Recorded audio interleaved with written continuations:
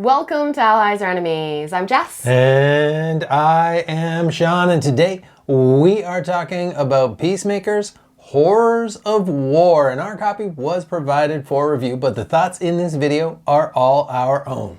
Peacemakers is a 1 to 4 player game designed by Sami Laakso and Ville Reinikainen. And it is a cooperative game where you're trying to mediate peace between warring factions, and there's a bunch of scenarios to play through. It takes place in the same world as the Lands of Galzyr, so all the different characters and factions are anthropomorphic animals. Let's take a look at how it plays. To start the game, you first pick one of the 6 scenarios and lay out both halves of the map, as well as the cards and various figures for that scenario. Then all players choose an adventurer and divide 4 resource cards among them, and you're ready to play. Your goal is to bring peace to the warring factions, mostly by playing cards, which players can play in any order, and these let you move, look at army orders, fortify defenses, delegate cards to other players, or scheme by resolving the card's special written effect. After players have played their cards, the armies resolve their order cards and resume their battle. Anytime an army unit dies in battle, it decreases its side's motivation, but it also adds a horror card to your deck, which will negatively impact you every time it comes up. You win if both sides' motivations are in the green zone at the same time, and you lose if either side's motivation falls to 0 or if their leader is killed, at which point you set it all back up and try again. The theme of this is really interesting because usually when you see a lot of characters on a board and there is a war happening, usually you are part of that and you're trying to destroy different factions or each other. But in this case, you're just like this solo person trying to talk to the different groups and broker a peace deal. It's a really interesting premise. It is. I can't think of any other game that's anything like this. It is really interesting because yeah, totally. You see the box, you see what's inside the box, you think, oh yeah, we're gonna fight, and you absolutely are not. You're trying to stop fighting as much as you can, which is such an interesting puzzle, and especially for a co-op game as well, because I was chatting with someone recently about how there seems to be so few kinds of co-op games, and 80% of co-op games feel like they're kind of pandemic. They're kind of, you're putting out a bunch of fires together and you've got those happening at different places. This is something that's actually different, where you are these mediators mediating peace. And it's just interesting that it is so different. Yeah, this game feels really different. And how you're trying to mediate peace is through a lot of card manipulation. You're trying to reveal the cards of what the different factions will do. And a key part is really about timing, because you'll want certain things to happen at certain times. So you really have to be patient. And it's interesting because you sometimes do want them to attack each other, which I wouldn't have expected once I knew the premise. Yeah, and you're right about the patience, because so much of it really is patience. Because I think our first games were okay, well, when they die, they move one closer to peace because they run out of steam or they lose morale. But if every time they die, you get a horror card added to the deck, and those are really trouble. Those are a major problem each time that they come up, because sometimes it's an ongoing problem, sometimes it's an immediate problem.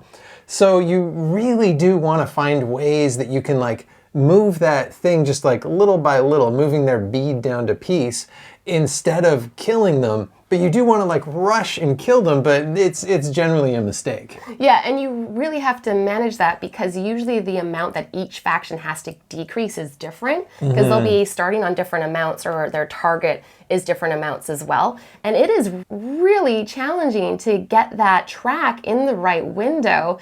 It can be so difficult because you can often push the track too far where the other team just gives up. Yeah, because you don't want anyone to ever get down to 0. And you really can be like, oh, great, we can do like a big push, and look at what a great turn. They just drop like 4 morale, and then all of a sudden they're dead, and the other one hasn't moved down at all. So you have to be so careful with that balance, and that really is like an interesting and difficult puzzle. And this game is very difficult. We've played, I don't know, 5, 6 times so far, and I think we've won once. And we cheated when we won that once because there's one of the rules we didn't get that made our life a lot easier. So with the correct rules, we haven't won it yet, but we are always really close. And I think that is kind of what you want in a co-op game. Yeah, and I think you definitely get better the more you play because you have a better sense of the pacing, and also you're more familiar with the faction cards, particularly if you're replaying scenarios. Because when you first play through, you don't really have a sense of what cards are included in each faction deck. But the more familiar you are with those cards, the easier it is to try and like manage them and set yourself up. Yeah, you're almost certainly going to lose each scenario the first time you play it. And so you're just kind of watching for like, how am I going to manage this once I actually know what's going on and I've got a better shot at this scenario. I think the biggest point of replayability is that it comes with 6 scenarios, and you don't have to progress through. They're all independent scenarios, so you can play them in any order. And as a result, each one is such a different puzzle. There's like different factions that you're working with. There's also different rules or scenarios that apply to the specific map too. Yeah, there are. Yeah, the different factions, first of all, are interesting just because they just look cool. They look different. You've got even different figures within that. So like, just because you're using the bears maybe in 2 or 3 scenarios doesn't mean you're necessarily using the same bears. And there's just weird little wrenches that they throw in as well. So there's one where there's like a Tuatara pirate, I think, who's like shooting cannonballs at folks. There's one where there's ocelots who kind of switch back and forth. The ocelots oscillate. I just realized that. But they switch back and forth between the 2 factions. I just want to do this now for oscillating ocelots. And there's like each one has something like that where there's just something that's like a little bit weird, a little bit different. And that does make them play, quite different. Yeah, and the different scenarios have different maps that definitely change things up. There's a map where one of the factions has to like go up this hill and boulders keep coming down and might hit them. Other ones where like rules have been introduced, like you can't see what some of the upcoming cards are, and so that makes it more challenging. Yeah, and they just look cool and different, and I like the book that they use for that too. Another point of variability in this as well, there's a few really, but there's the 4 different adventurers who are like the Peacemakers that you can use, so the 4 different player figures, and each of them has their own kind of, it's not really special cards because you can only use the same cards, but they get a bonus with a quarter of the cards. And they all get slightly different bonuses where like one of them might look at cards a little bit more, one of them might be able to move the factions around a little bit more. And so that does make a difference too. The other thing that will change things up is the horror cards, and there is a whole stack, and these give different penalties, but some of them are a one-off penalty, some of them are ongoing penalties, and you're definitely going to be getting the horror cards, and then so that will impact the scenario is which ones you get and when you get them. So the components are really solid across the board. In particular, I really love the figures of the different animals. They look really great. They're distinctive between the factions, and you get those individual differences when you have differences within the factions too, and the screen printing looks really good. Yeah, they do. At first, I wasn't, because like the adventurers, the screen printing's like a little weird. It's the same thing with Lands of Galzyr as well, and I know a lot of people really like it, but it's like a distinctive art style, I guess. But with the animals in this one, I really like all of the animals, and some of them more than others. I really like the Tuatara pirate. I think he's great. But there are most of them I really enjoy, and yeah, it's not too hard to tell them apart. They also have these great bases that they stick into, which is important for the gameplay because a lot of the cards will affect one kind. They'll affect like the circle ones, the gear ones, or the star ones. I think that's the 3. And that works really well. I wasn't sure how well that would work, but they go in just kind of perfectly, snugly, but they come right out of it.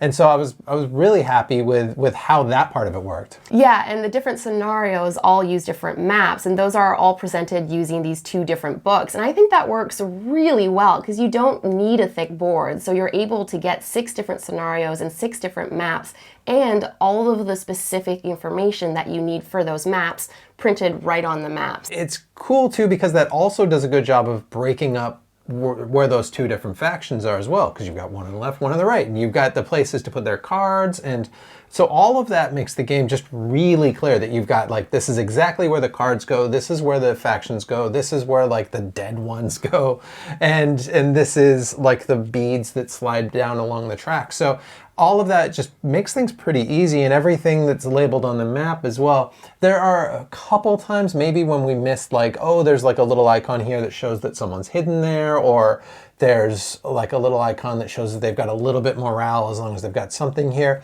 That very occasionally that will get hidden because you like stand a figure on top of that. Even with that, like that has been pretty few and far between, and it's probably the only problem I can think of. The insert's great too. Yeah, it has a great insert and the labeling is top notch. I will say one of the potential other trickies is when somebody gets injured, there's these little discs that you put next to them. And for the most part that does work fine, but it does mean you have to like move the discs with the characters. So if the 2 characters are close together, you just have to keep an eye on making sure those discs don't get mixed up. The other thing as well is that they do look a little bit like Tums. So if you're eating a lot of Tums, just don't get confused, but they actually really do. But there's also the square cubes that go on, but those are less of a problem because you don't actually move those. Those stick to spaces.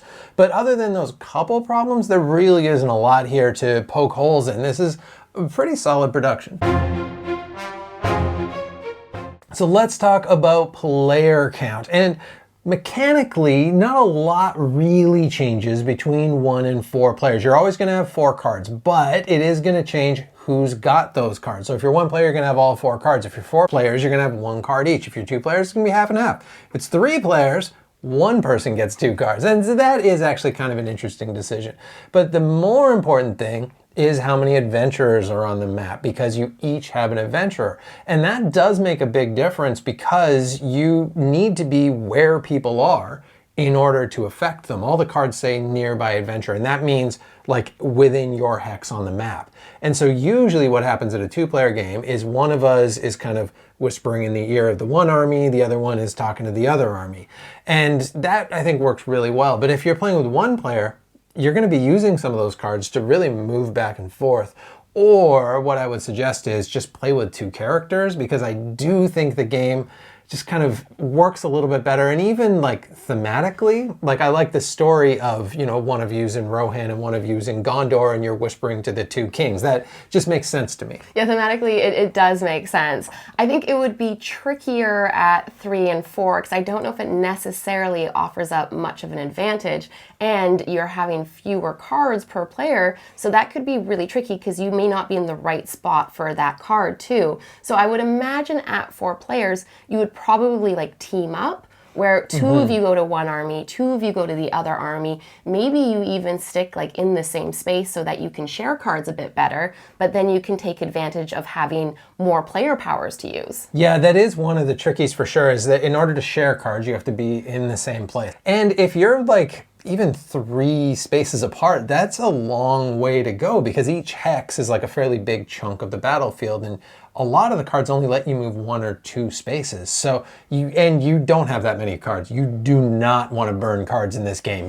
You really need every card to count. So yeah, I think 4 players it would feel a little weird. It feels like a 2-player game to me. I think BGG does suggest 2 players, and that makes perfect sense to me. Yeah, we really enjoyed it as a 2-player game because it worked well, and like you say, thematically, it makes sense too.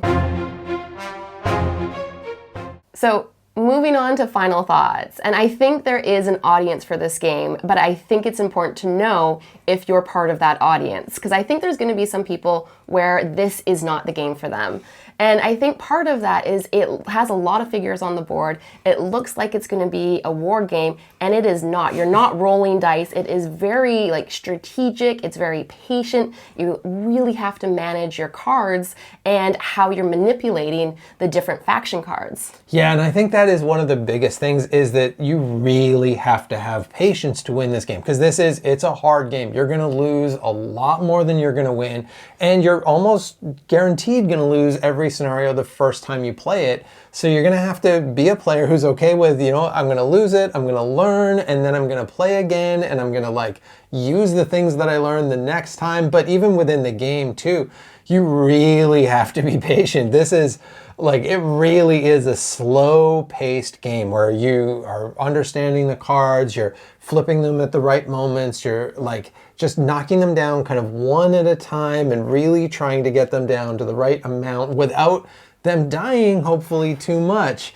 And so it's just not going to be a game for everybody, because it's not always going to be big excitement. And the theme is it's kind of even though it's so cute and pretty and everything, it's also kind of harrowing a bit.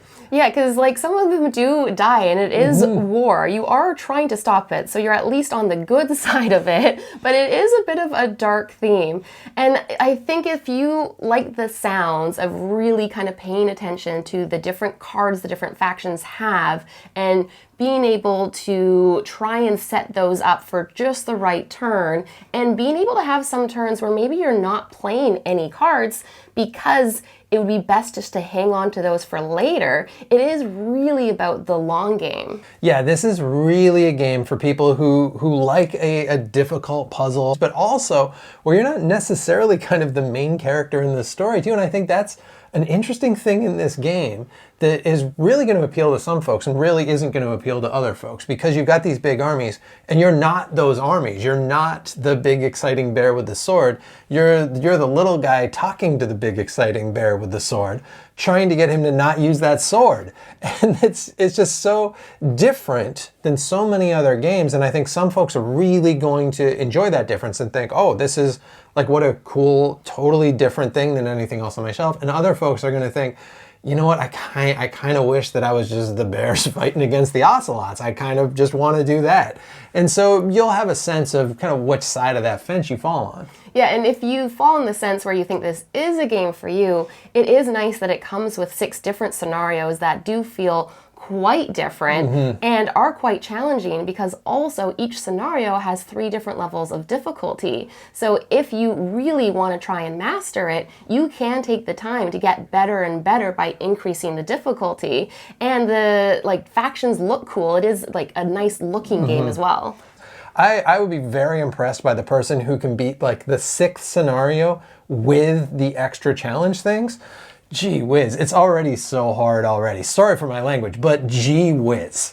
Yeah, no, it is quite a challenge, but I also do like that you don't have to do the scenarios in order. So if there are particular animal factions that you're interested in, or particular maps, you can just jump around. So it isn't a campaign game, but there are a lot of different ways that you can play it. And that is it. Have you played Peacemakers? What did you think? And are there other co-op games that do something a little bit different that you might like to recommend? We'd love to see those recommendations. Thank you so much for watching. As usual, please like, subscribe, and hopefully we'll see you next time for another game.